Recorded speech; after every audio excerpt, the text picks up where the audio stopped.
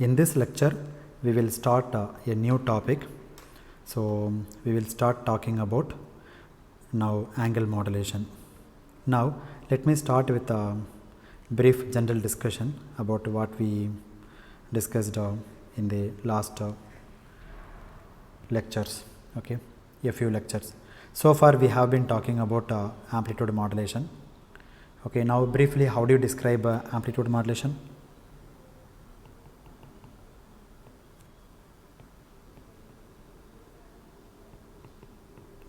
It is some way of embedding the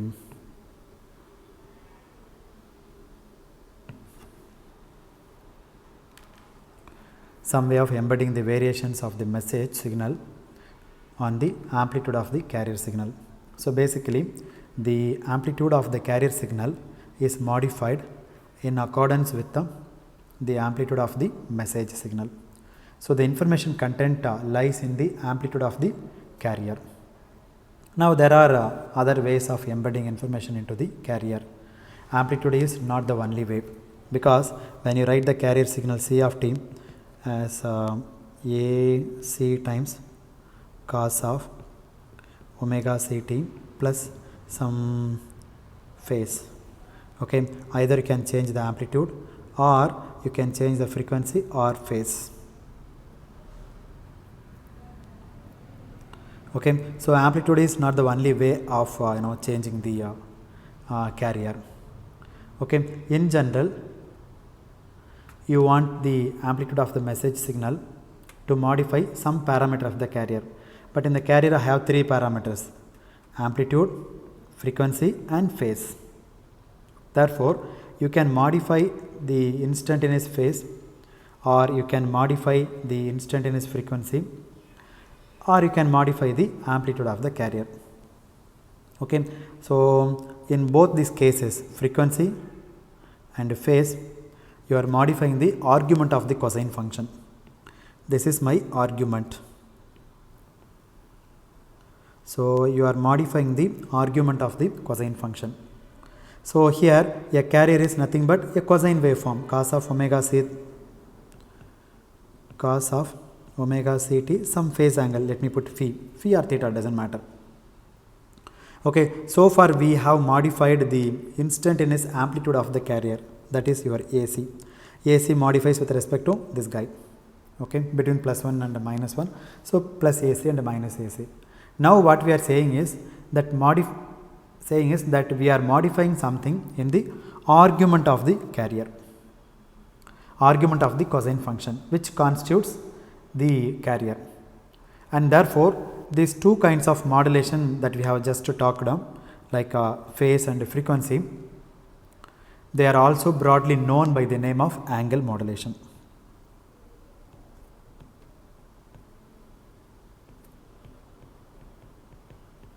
Okay, either you change the frequency or you change the phase, anything, because basically one way or the other modifying instantaneous total angle of the carrier. So we broadly call it angle modulation. Now let us talk about the general form of your angle modulation.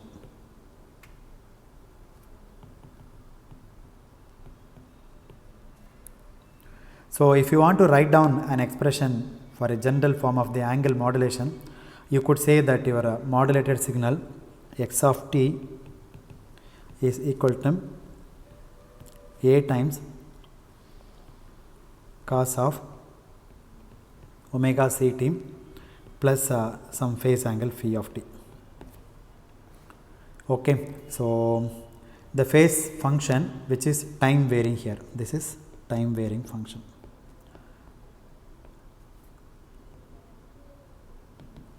So the basic carrier frequency is still omega c. This is my carrier frequency. But the phase of the cosine wave is a time varying function, and this function,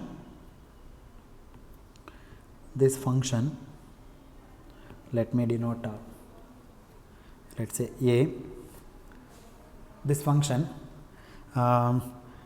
captures the information that you want to convey.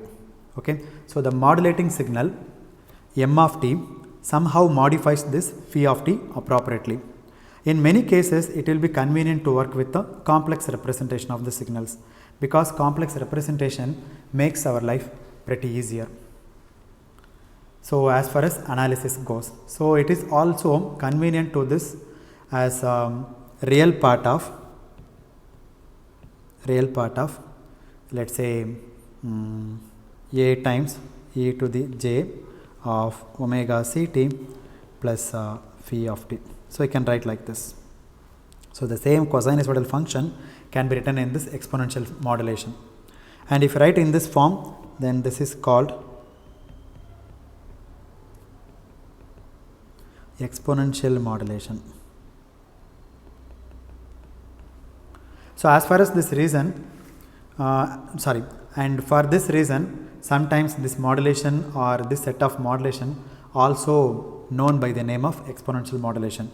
Okay, you can call exponential modulation or angle modulation,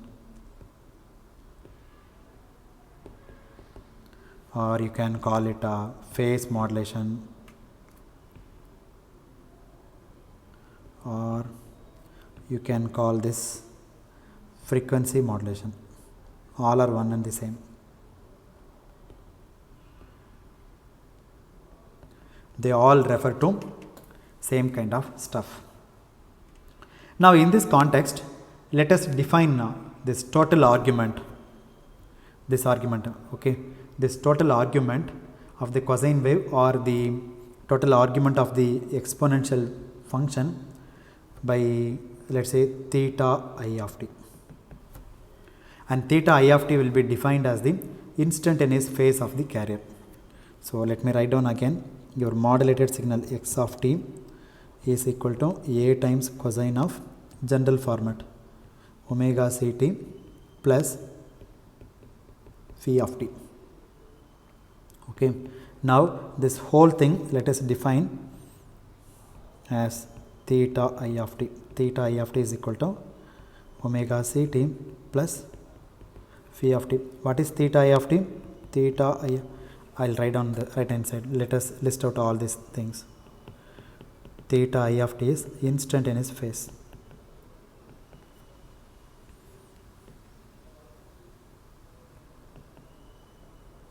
Instantaneous phase. What is FC? It is carrier frequency.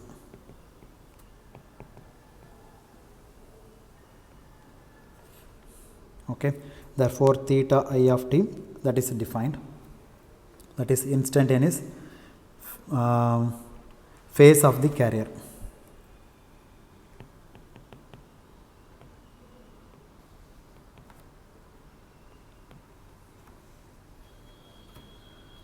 Okay, now how is the instantaneous frequency related to instantaneous phase? So I will use a notation f suffix I, instantaneous frequency.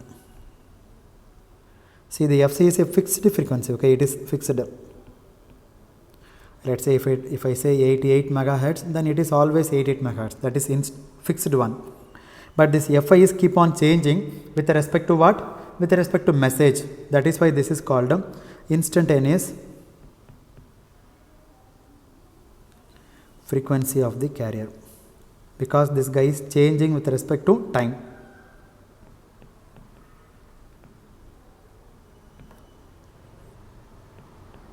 Okay, the important point is this one is fixed with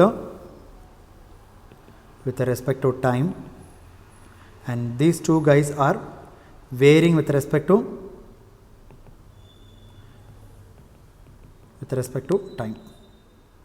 Okay, varying with respect to time means what? Varying with, I cannot say varying with respect to time, I can say varying with respect to message m of t.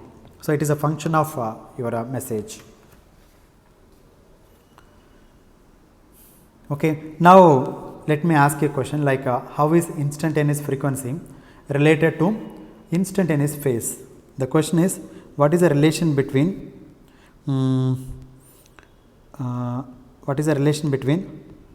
the theta I of t and Fi of t? How do we get Fi of t from theta I of t, or how can I get theta I of t from Fi of t? That is the question. Okay, now let's say in this one we will try to understand. when phi of t is equal to 0. Suppose phi of t is 0, then 0 or some constant. Now what is the instantaneous frequency? In this case your theta I of t is becomes omega ct plus 0 or some constant. Okay, so therefore omega ct plus some constant. That constant, let me write down omega ct, some constant phi.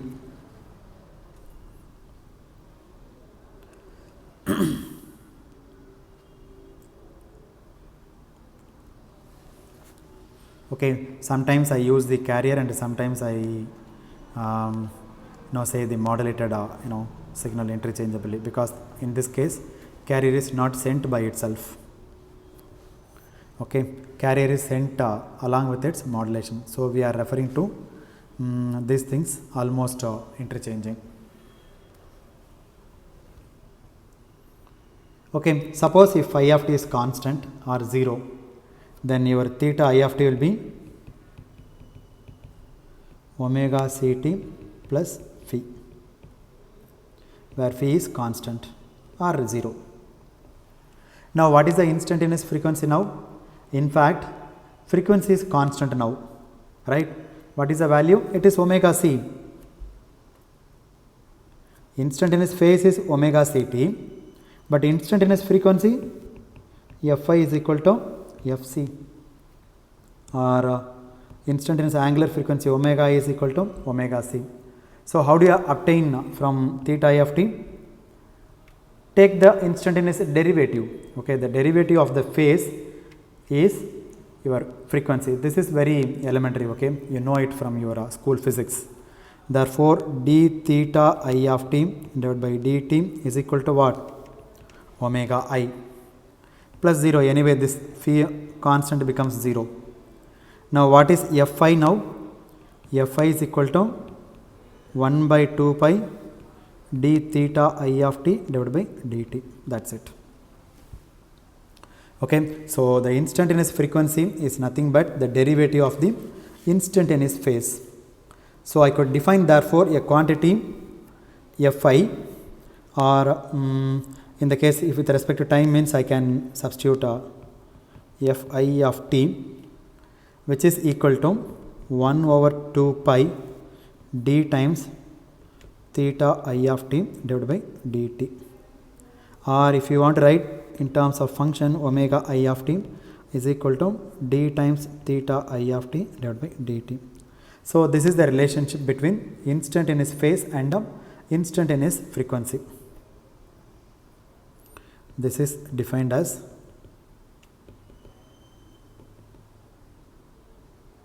instantaneous angular frequency, or frequency of the modulated signal.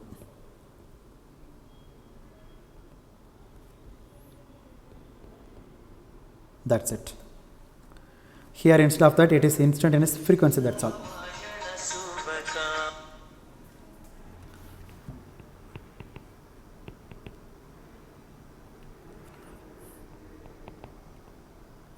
Frequency of the modulated signal.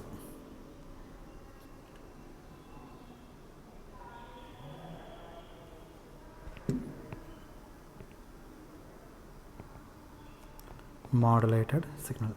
So this is frequency, and here we have angular frequency. That's it. Okay. Now what would this be equal to in this case?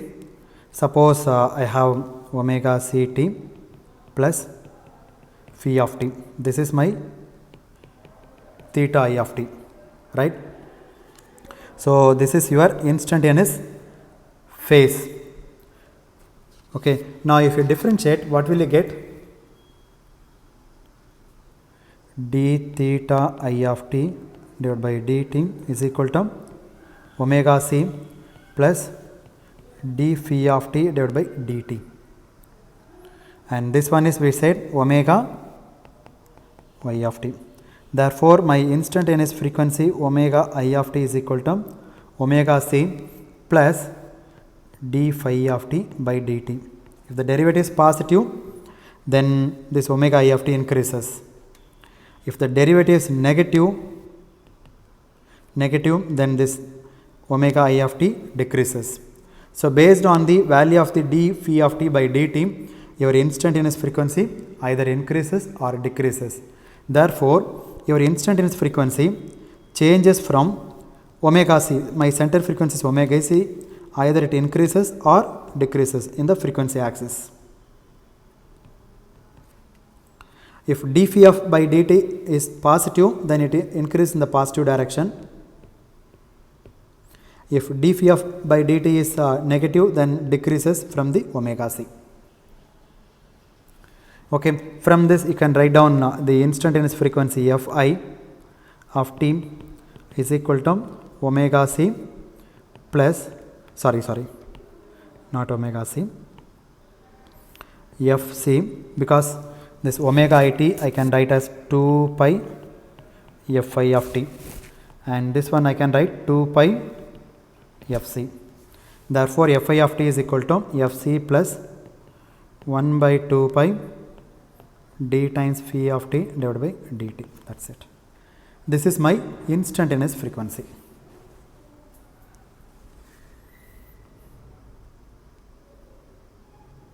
Okay. Therefore, theta I of t refers to the instantaneous phase of the carrier, and phi of t refers the actually phase. Okay. So, what is phi of t? Phi of t refers to phase of the carrier.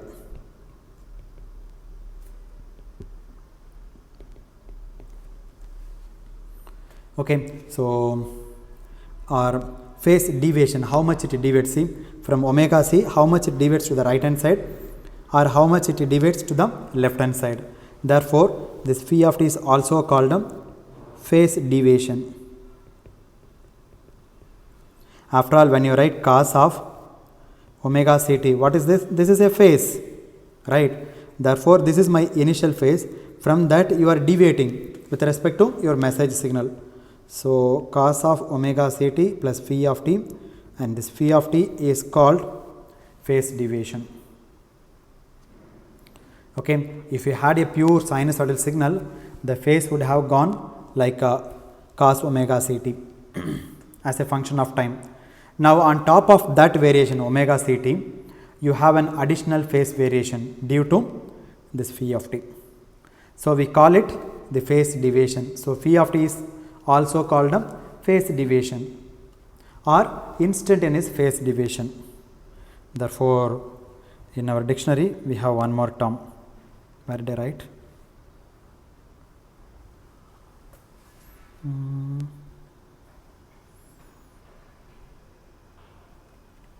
Yeah. So, what is that? Phi of t is called instantaneous phase.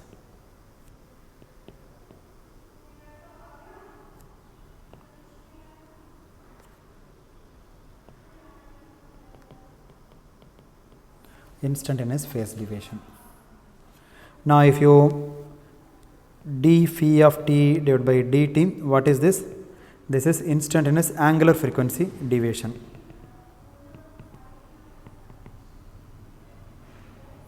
Instantaneous angular frequency deviation. As we said, if you multiply by 1 by 2 pi, then it becomes instantaneous frequency deviation.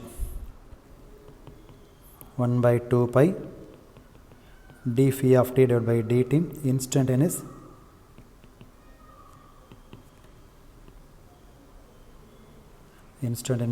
frequency deviation. It deviates from the carrier frequency. So, these are the terms that we need to remember. d phi by dt, if you multiply by 1 by pi, instantaneous frequency. Phi of t, instantaneous phase deviation, instantaneous angular frequency deviation, and omega it, instantaneous angular frequency of the modulated signal. Fi of t, instantaneous frequency deviation of the modulated signal. What is theta I of t? Instantaneous phase.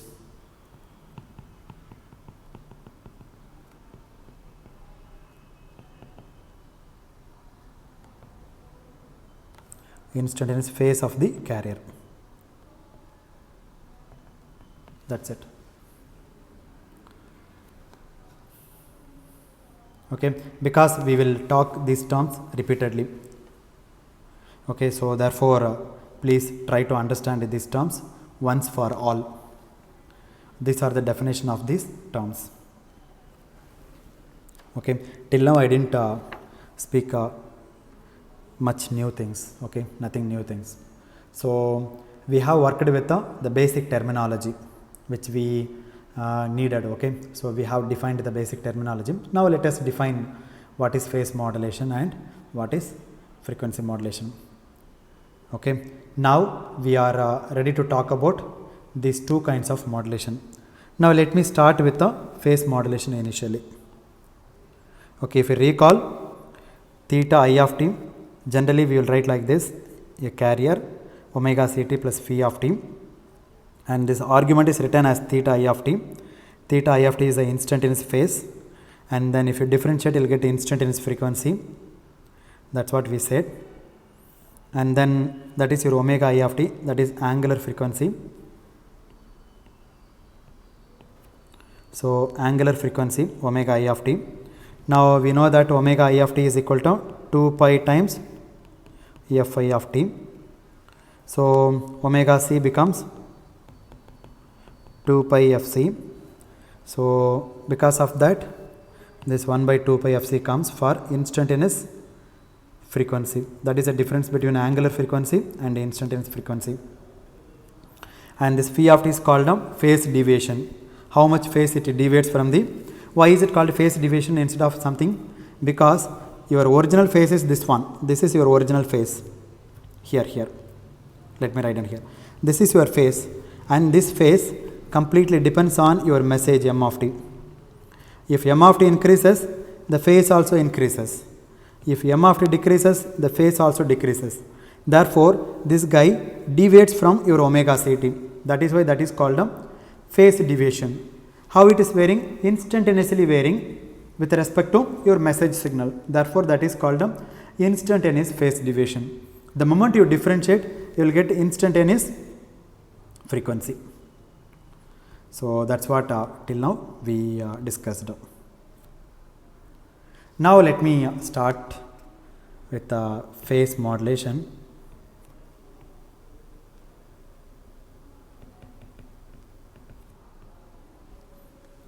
Phase modulation, we say that the carrier is phase modulated.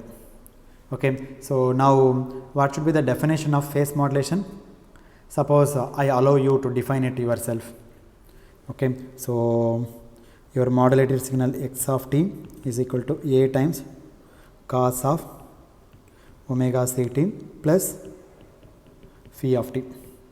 This is my phase, right? So phi of t is the instantaneous phase deviation, and that should carry the message information. When I say phase modulation, means I am modulating or changing the instantaneous phase of the carrier. Therefore, it should be made proportional to the message signal. That should be the obvious way of defining the phase modulated signal. Therefore, so in this case we say that phi of t is chosen to be sometimes some constant, okay, some constant times kp of m of t. I mean phi of t is directly proportional to m of t, and that proportionality constant is kp. Here this suffix p indicates phase modulation.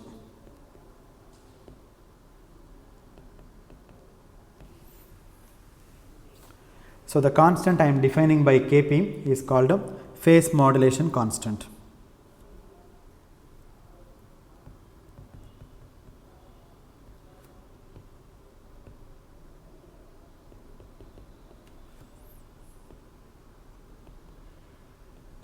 You can also call it the phase sensitivity of the modulator.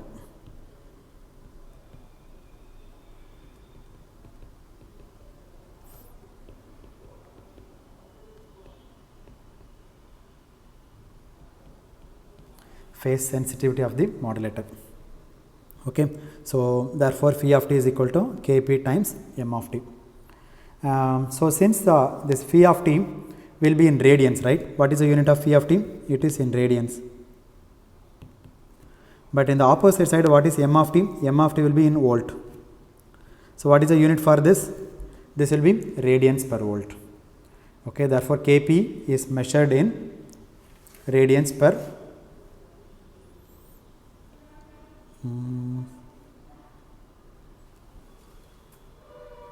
see, m of t will be typically measured in volts and phi of t is in radians. Therefore the constant kp would be radians per. If you could take cross product, then x, let me put it, this is kp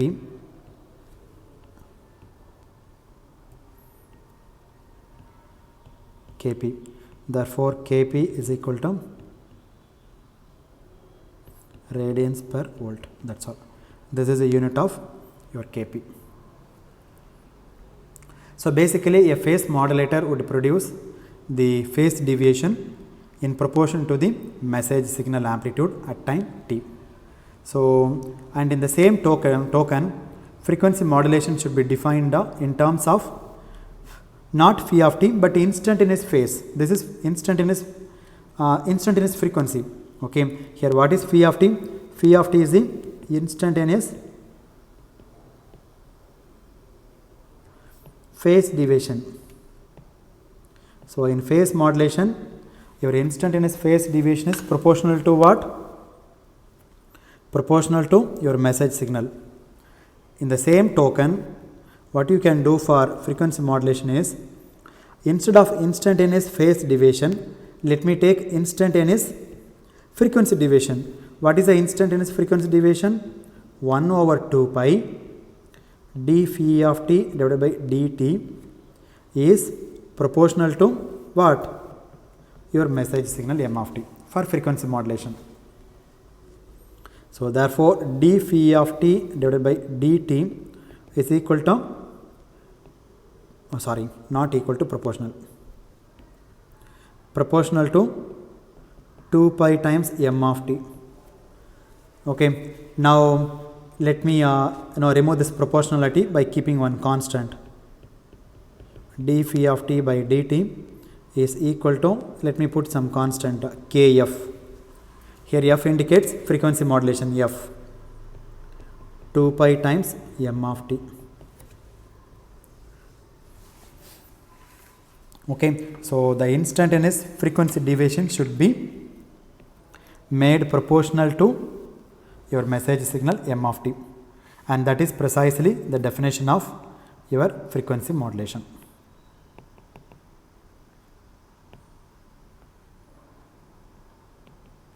This also frequency modulation.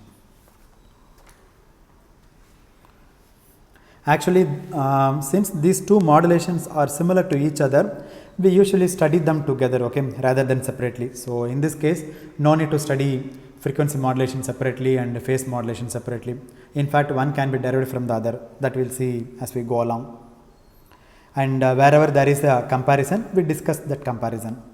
Otherwise, many properties of the phase modulation, phase modulated signals and frequency modulated signals are very similar to each other.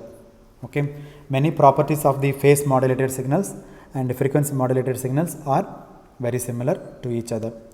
So in the frequency modulated case, this is a thing we arrived now. Therefore d phi of by dt is proportional to your message signal m of t, and now this kf is called now proportionality constant. That is, again now here kp, what did we say? Phase modulation constant, and this one will be frequency modulation constant. Frequency modulation constant, or you can say frequency sensitivity of the modulator.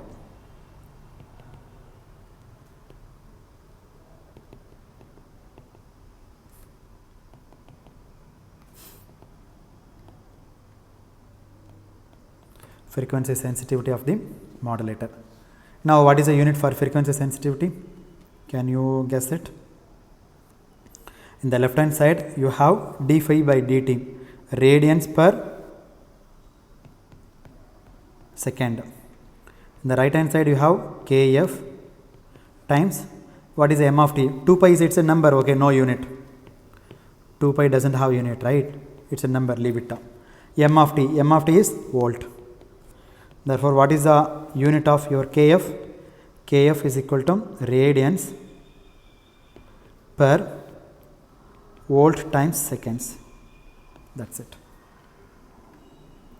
Or seconds volt, whatever it is.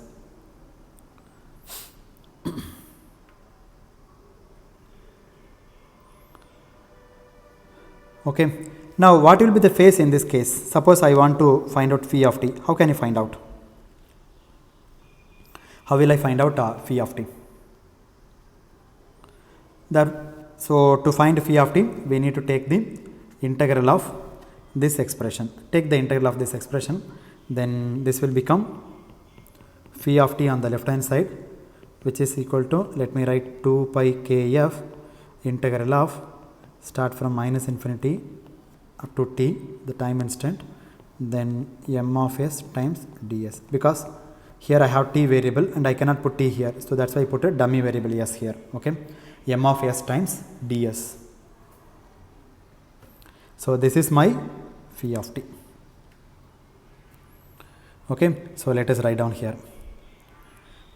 In the phase modulation, what is your phi of t? Phi of t is equal to kp times m of t. In frequency modulation, what is your phi of t? Phi of t is equal to 2 pi kf integral of m of f s times ds. Therefore, what is your modulated signal? X of t is equal to a times cos of omega ct plus phi of t. Therefore, x suffix, let's say Pm of t, which is a times cosine of omega ct plus kp times m of t. What about the frequency modulated signal? X fm of t, right, is equal to a cos omega ct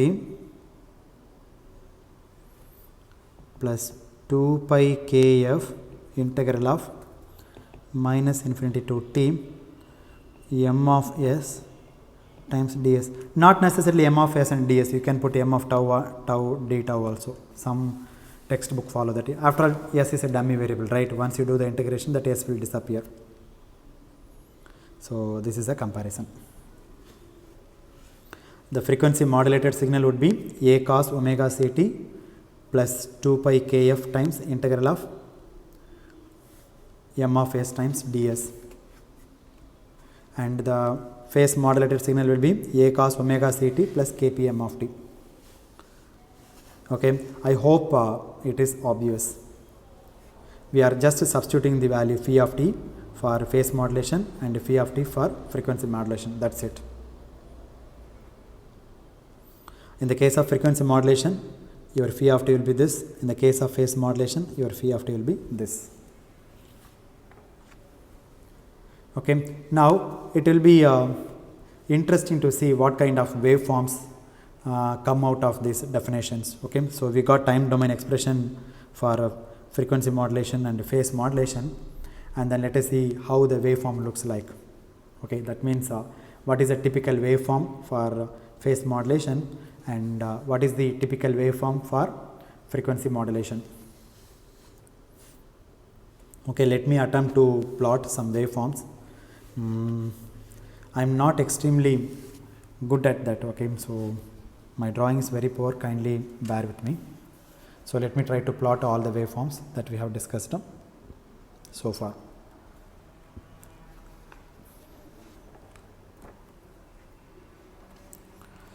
Okay, so now let us move on to waveforms.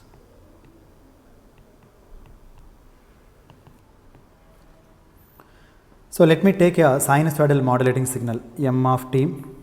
Your message signal is equal to, let's say, a times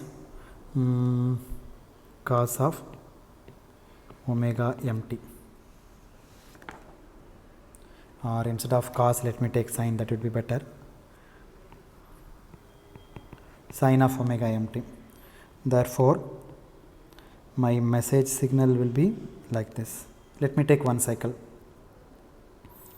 Hold on, 1 2 1 2 3 4. Let me take 4 boxes, 1 2 3 4 boxes. Okay, so like this.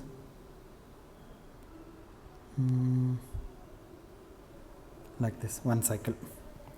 This is my m of t, and let's say the maximum amplitude is a, and the minimum amplitude is minus, let me put a suffix m, and here also put a suffix m. That's it, am.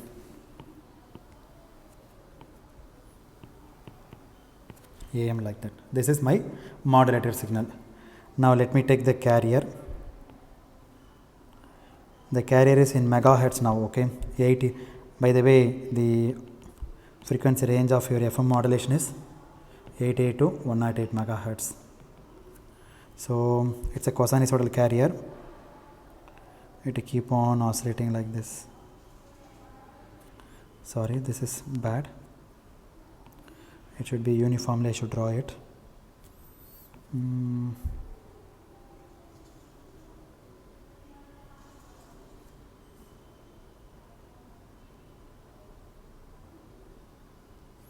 I am not good at that.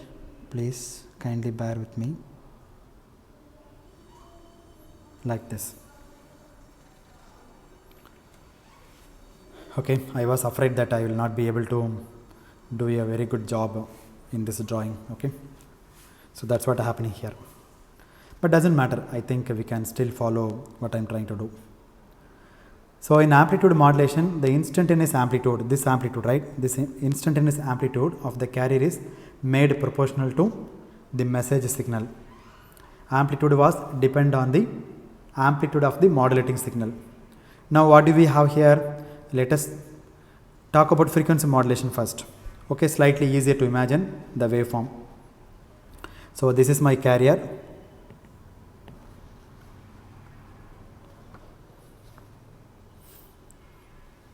Okay, when the amplitude of m of t is 0,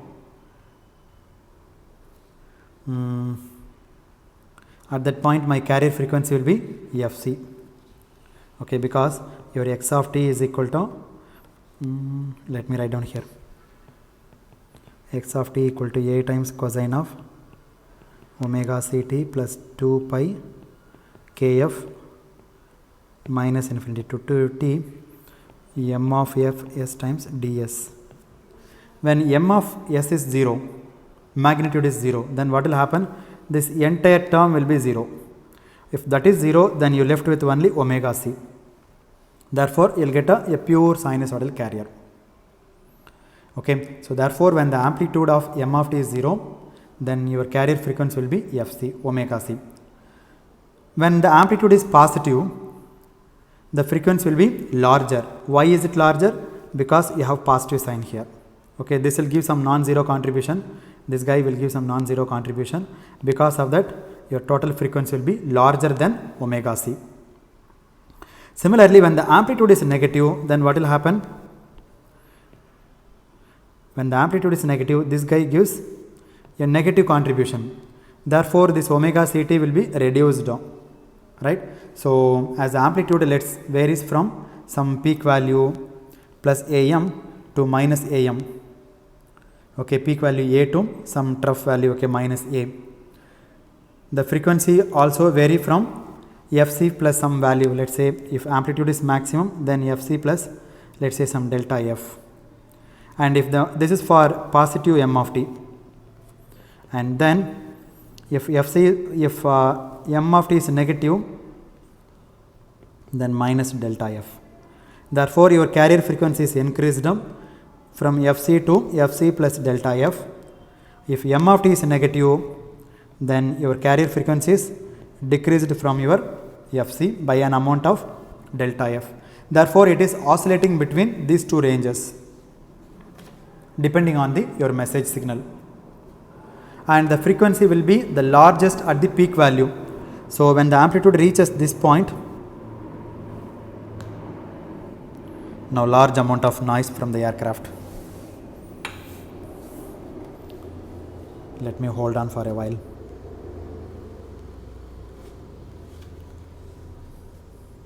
Okay, when the amplitude is maximum, I will get a the frequency will be the largest. When the amplitude is minimum, the frequency will be the smallest. Okay, so this point the frequency will be the smallest.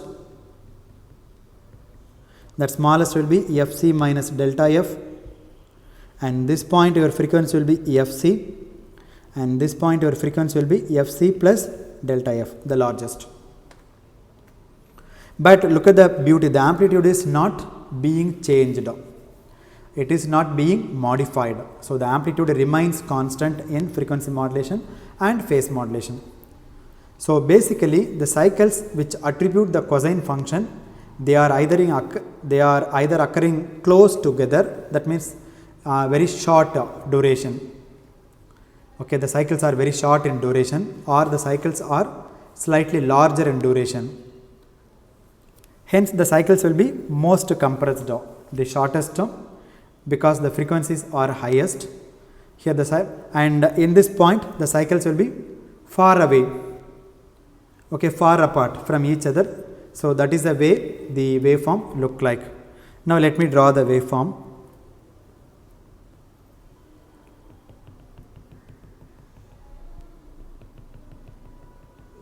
So this is a peak point, let me use yellow color,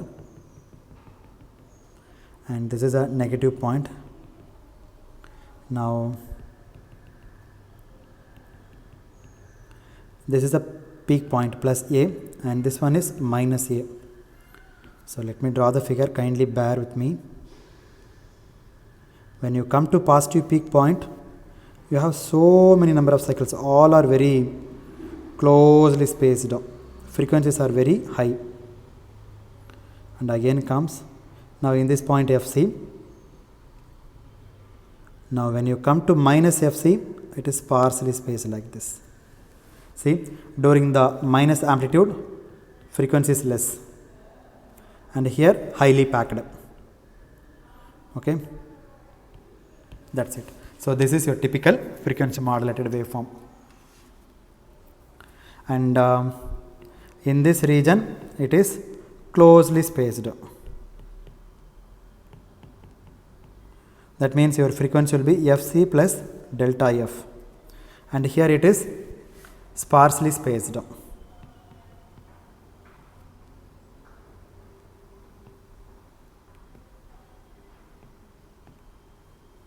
Okay, that is fc minus delta f. And again, if you look at the modulated signal, the amplitude is constant. Let me write down here, modulated signal. And this one is carrier, and this one is message. That's it. So that's how your FM signal looks like. Okay, so in this point, look at this point.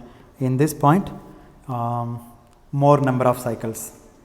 Okay, because in this point the amplitude of the message signal is plus a, that's what I put plus a, and in this point the amplitude is minus a.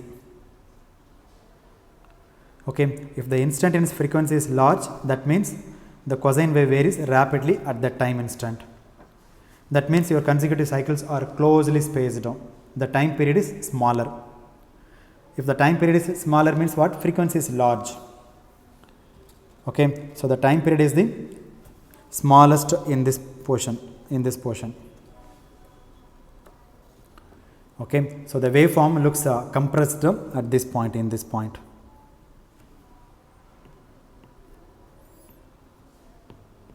So the waveform is compressed in this point. When the amplitude is the smallest, minus a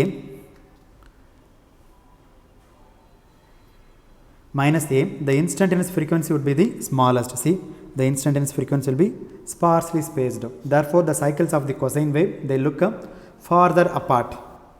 They will be more spaced. They will be sparsely spaced. Therefore, that is precisely what you see in the time domain. Okay, so in this point, the time period is much larger, and in this region, time period is very, very small. So this is the rough plot.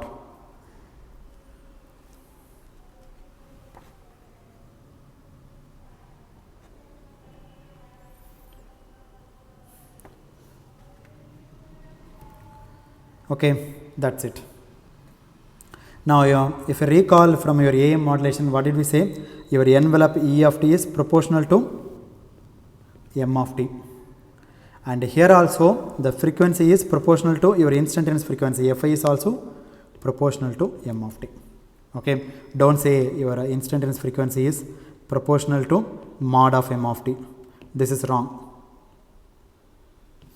Okay, so the instantaneous frequency has to be proportional to the actual value of the amplitude of the signal, because you want to capture the information from the instantaneous frequency, that is your frequency modulation.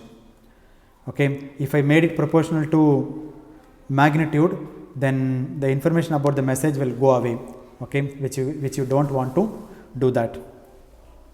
So the definition was very clear. Your instantaneous frequency will be proportional to the message signal.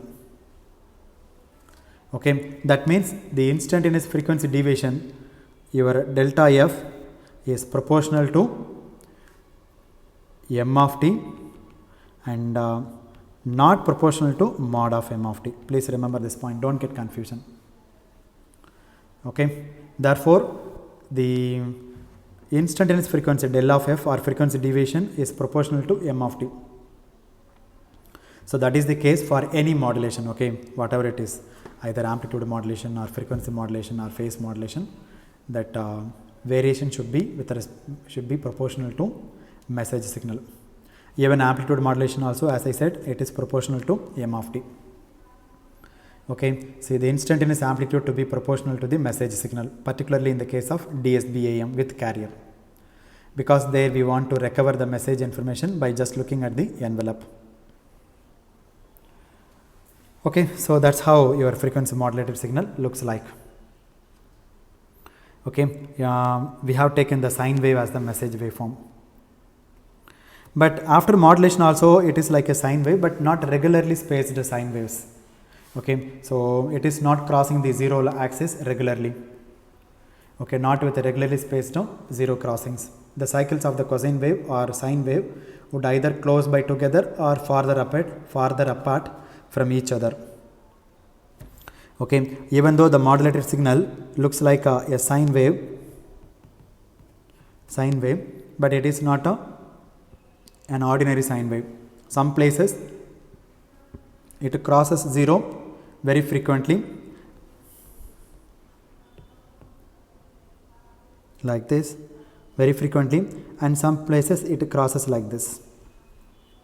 Even though it is a sine wave, but some places it crosses frequently, and some places it crosses rarely. I cannot say rarely, not regularly. Okay, this frequency and this frequency depending on the instantaneous amplitude of the message signal. So if you are to try to see the waveform on the oscilloscope, the waveform looks like this. Maybe one more time neatly I will draw it.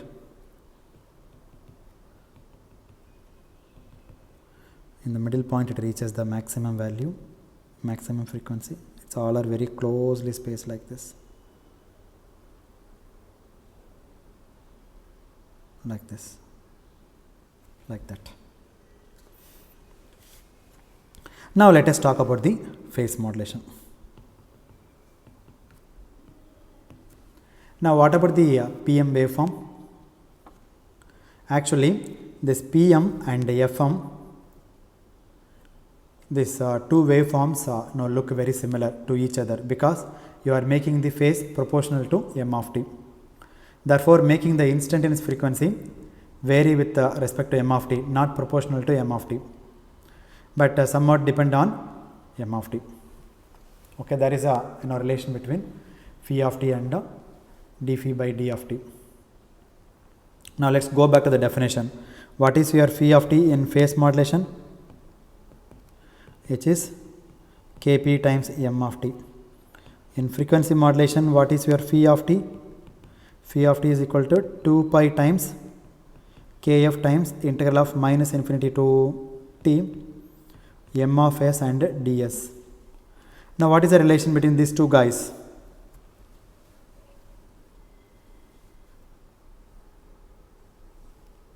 Right?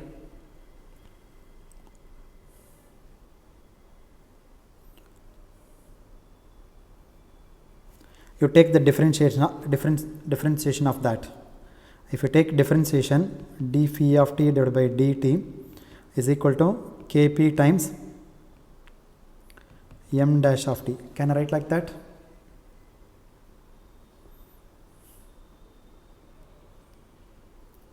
So you multiply 1 by 2 on both sides, your instantaneous frequency, you will get it.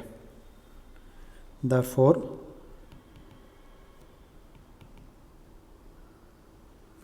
instantaneous frequency deviation is proportional to the message signal. This is 1 by 2 pi d phi of t by dt is equal to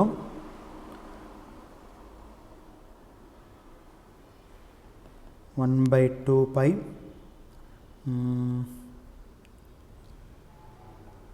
kp times m of t. If I take angular frequency, then 2 pi will not come. Therefore, the instantaneous frequency also varies once again, but here the instantaneous frequency varies with respect to the derivative of the message signal rather than message signal directly. Okay. So depending on what is the nature of the derivative of their message signal as to what is the instantaneous frequency in the phase modulation would be. So for this example, in the previous example, I have taken sine wave. Okay. So in fact, if you want to understand a little bit clearly, let me write down one more step. For Pm, what is x of t? X of t is equal to a times cosine of omega ct plus kp times m of t. For Fm, what is your x of t? X of t is equal to a times cosine of omega ct plus 2 pi kf integral of m of s into ds. Now what is the relation between these two waveforms, this one and this one? If you differentiate this guy, you will get back to your phase modulation.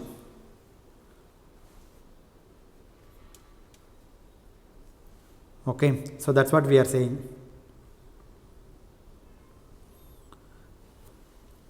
So you have m of t, then this m of t is given to frequency modulation, frequency modulator.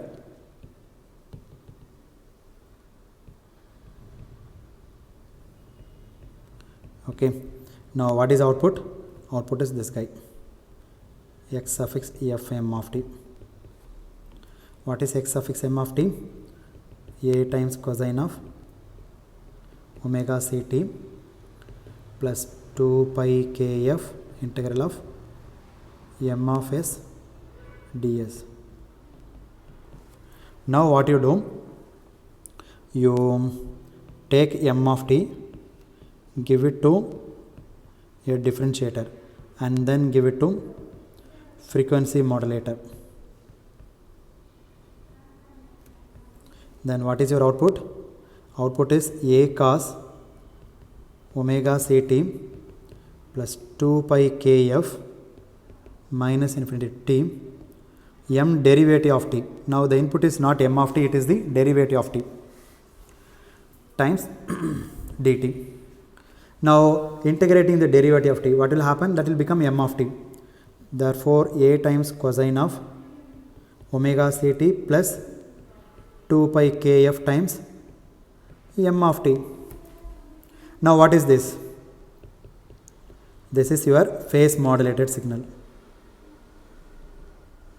Okay, this is your phase modulated signal. You put a differentiator in front of the frequency modulator and take the derivative of that. That will give you the phase modulated signal. Similarly, you take m of t, give it to an integrator, and then give it to, before that let me finish one more step. M of t, give to phase modulator, the output will be xpm of t, which is a cos omega ct plus kp times m of t. Now take the m of t,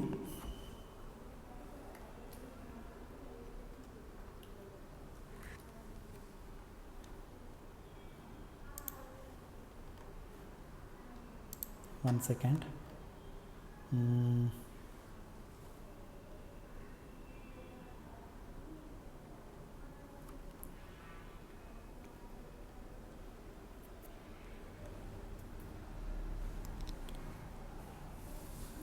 M of t is given to an integrator and then give to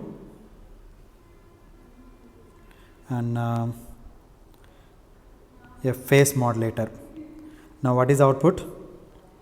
Output is a cos omega ct plus kp times, if the input is m of t, the same m of t is appearing here. Now what is my input to the phase modulator? Phase modulator is integral of m of t. The same thing will appear here also. So therefore kp times integral of m of s times ds and minus infinity of t. Therefore now my output of phase modulator is, what is this? This is frequency modulated signal. Therefore you can realize a phase frequency modulation from the combination of your integrator and phase modulator. Similarly, you can get phase modulated signal with the help of a differentiator and the frequency modulator. That's what I want to say. This is the comparison. Therefore, what you do for phase modulation, in order to get the phase modulated signal, what you do, you first differentiate the m of t and then give it to frequency modulation. Then you will get a phase modulated signal, right? So therefore, you take m of t, give it to differentiator and then give it to frequency modulator. The output will be phase modulated signal. Therefore, I will take a sine wave signal. This is my m of t. If you differentiate, you will get a cosine waveform like this. Okay, so this is my m dash of t. M dash of t is equal to cos omega mt. Let us take omega m equal to 1 now here, okay, for the simplicity. This is sin omega mt. Now this one is multiplied with your frequency modulator. Let me take, this is my carrier waveform, and you give it to the frequency modulator. Okay, so and this one is minus a, and this point is plus a, and this point is plus a. Therefore here I should get maximum number of points, and and this point minus a and this point plus a. So if you draw the modulated waveform, I have so many cycles here, very closely cycles, and then when it comes 0, normal, then it like this, and again you will get so many cycles here like this. So this is your phase modulated signal. So you take your message signal m of t, differentiate it, and then this is your carrier, and this one is d by dt of m of t. D by dt of m of t is given to the carrier, do the modulation, finally get the modulated output, and that one is going to be phase modulator. But what type of modulator we are using? Frequency modulator. So we are using frequency modulator to generate the phase modulated signal. That's it.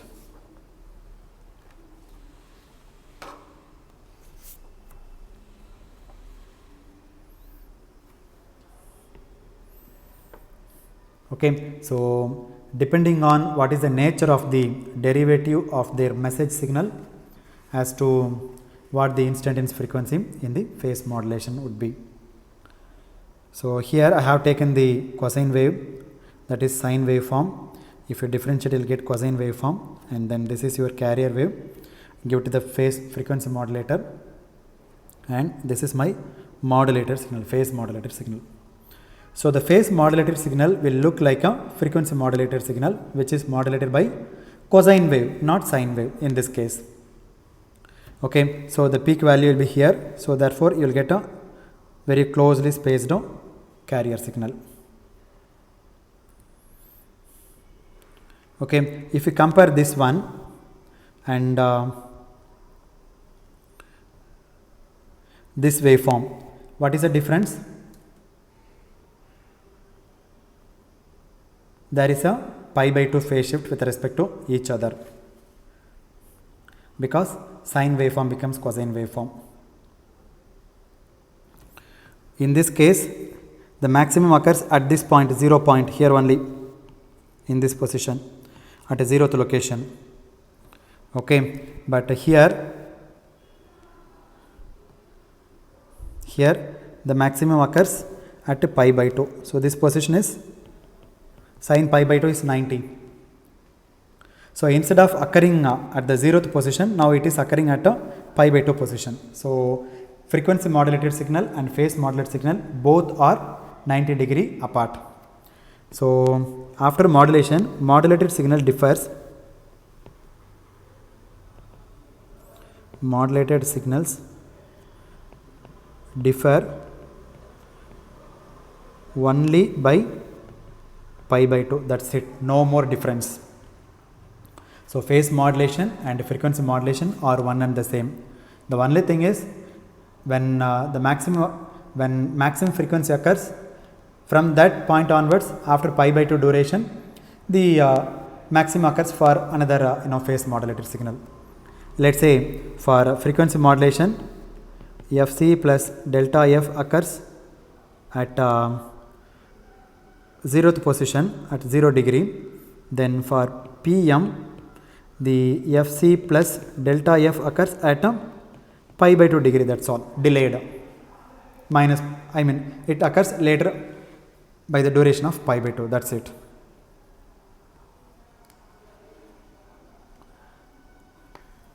And one more question also we can ask comparing with your amplitude modulation, that in amplitude modulation we said mu is the modulation index, right? So the modulation index should be less than or equal to 1. If mu is equal to 1, then 100% modulation, that is critical value. This mu should be always less than 1, that is called under modulation. If mu greater than 1, that is over modulation. And mu less than 1 is under modulation. Mu less than 1, under modulation. Mu is equal to 1, critical modulation. But in frequency modulation, there is no concept of under modulation and over modulation. Okay, you can choose this constant kf or kp as you like, small or large. There will be other implications of the choice of this constant kf or kp, which we will look at next, but not in terms of over modulation or under modulation. There will be some implications, of course, because of this kf and kp. Okay, so this is the nature of your frequency modulated waveform and phase modulated waveform. Okay, now it is obviously very interesting to look at their spectral properties of these waveforms. Okay, so that is the first thing you would like to understand. What are the spectral properties of these waveforms and what is the bandwidth and so on and so forth. Okay, so that we will discuss in the next class. So let me stop here. Thank you.